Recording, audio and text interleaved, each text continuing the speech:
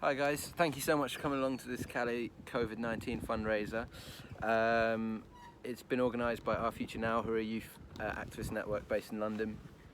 My name's Josh and this is Maddy, and we're both volunteering in Calais at the moment with displaced communities with a group called the Calais Food Collective. We just wanted to say a massive thank you to Our Future Now for organising it, and to all the bands for playing, to Goat Girl, Porridge Radio, Jelly Cleaver and Alex Etcher, and also to the spoken word poetry as well. We're super excited for the event this evening.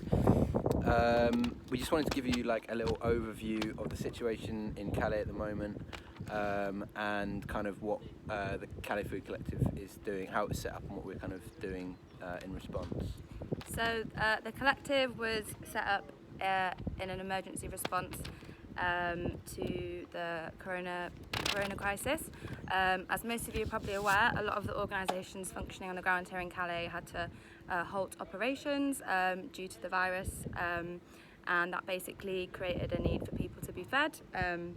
The state do have an obligation to feed people, but the services they were providing were not at a good enough standard. People were being given a sandwich to last a day. A lot of these sandwiches contained ham, and a lot of the communities here are Muslim. Also, people didn't really have kind of much freedom to eat when they want, or to kind of eat regular meals throughout the day, which everyone should be entitled to as a basic human right and needs. So the collective was formed by a group of us who wanted to stay in Calais and try and do something about the situation. We kind of formed pretty quickly. After between 2 and 3 weeks, we were able to start distributing, which is amazing, and we kind of didn't really think we'd be able to get this together so quickly. One of the reasons why we were able to is due to the amazing amount of fundraising we've been able to achieve, really generous support from people such as the guys at Our Future Now, and we're still very humbled and grateful for all the support we're receiving from people. The way we're distributing at the moment is we are serving the communities with food packs to last for 2 days. This includes items that everybody can cook and share. And as it is Ramadan at the moment, we're trying to get some special items such as dates and fresh fruit and veg for people to break their fast in a more special and ceremonial way.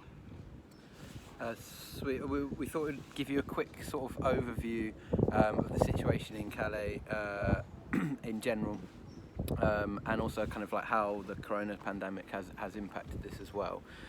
So some of you remember sort of about 4 or 5 years ago, Calais was in the news a lot when there was the large sort of refugee camp known as the Jungle that had a population of I think at its peak around like 10,000 migrants. This was demolished in November 2016 in an attempt by the French state to stop people from coming here. In reality, it hasn't stopped people, it's just made their experiences here far harsher and far bleaker. So currently in Calais and Dunkirk, there's between 1,000 and 1,500 migrants living here, and the places where they're existing are kind of usually on the edge of sort of industrial estates in kind of what is essentially barren wasteland, and they've got little more than a kind of tent and sleeping bag to their name.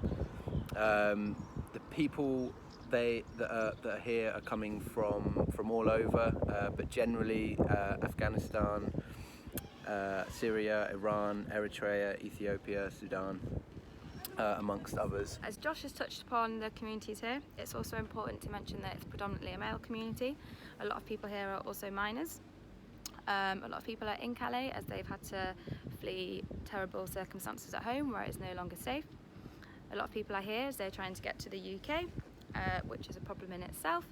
The reason why a lot of people probably don't want to stay here, they've had their asylum claims denied in different locations across Europe. The French state is pretty hostile to people here. There is a branch of the police called the CRS, which is effectively a riot police service, and these people effectively terrorise people here. They carry out evictions every 48 hours. This is when people are forced to move their tents and their belongings. They later on then move back as they have nowhere else to go. During these evictions, violence is used. The police have weapons such as tear gas, which they use quite frequently. and are physically violent with people. Due to this, a lot of people would not really want to claim asylum here, as it's not a welcoming atmosphere. A lot of people also already have friends and family in the UK, and some people can also speak English, so it seems a more logical place for people to go. As well as the regular evictions, the state has also put a lot of money, partly funded by the UK, into building fences higher and longer. When you drive off the ferry in Calais, it's very evident there's sort of fences as far as the eye can see, and it kind of seems like some kind of dystopian film. So that's the kind of response of the state to the people here. So it's kind of been left to grassroots organisations to kind of try and fill the gaps and to provide some kind of humanity to these vulnerable people. So over the last few years, organisations have been set up to provide some basic shelter, so tents and sleeping bags, hot food, firewood, human rights observation, children's services, as well as like spaces for children to play and have education. Another thing about the evictions and the CRS is that they often try to obstruct the work of ourselves and other organisations here. We are currently operating in the L'Auberge de Migrants warehouse, and we are working alongside the Woodyard and Utopia 56 here. Yeah, a lot of the organisations have, like, as we previously said, had to kind of either massively reduce their services or shut down completely due to Corona. So there's only a few kind of volunteers here now. In terms of how the state's responding to the Corona pandemic, they have, on the one hand, they've been sort of forced to provide some accommodation for the people here, which is supposedly to be sort of like a safer place for them to be, so they won't be sort of exposed to the virus. This has been incredibly slow. They've maybe taken a few hundred people there, and the reports back are that they are not, they're unsanitary and kind of 4 people to a room, kind of not necessarily that much better than the situation the guys were in previously. It's also important to bear in mind that during a pandemic, measures of social distancing is a privilege, and obviously it's not applicable to people that live in tents and live very close by.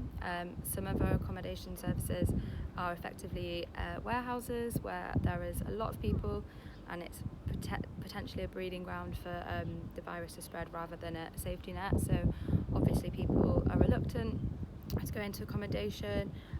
You also cannot leave, so that affects people's chances of trying to get across to the UK and seeing the rest of the people that they are here with.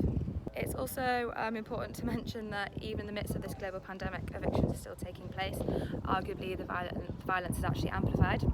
Another method which the police use in evacuations is they put people onto buses, drive them around all day, and then drop them off in a random location when they're then forced to make their own way home to their camps.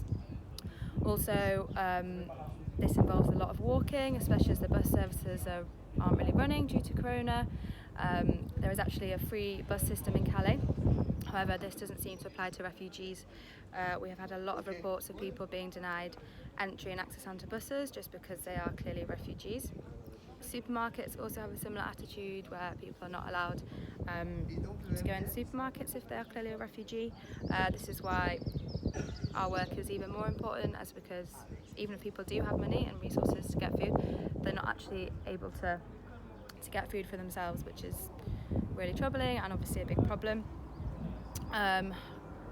Corona's impacted absolutely everybody's lives, as we all know. Even self-isolating at home is really tough, and we understand that, but we just kind of ask that people try to think how much harder it is when you don't have a home and you're not really regarded as a citizen. So this is why your solidarity is needed more than ever, and we're so grateful to everyone that's helping, especially the guys at Our Future Now, in throwing this event tonight. Yeah, again, just a massive thank you from all of us at this end, and I hope everyone enjoys the evening.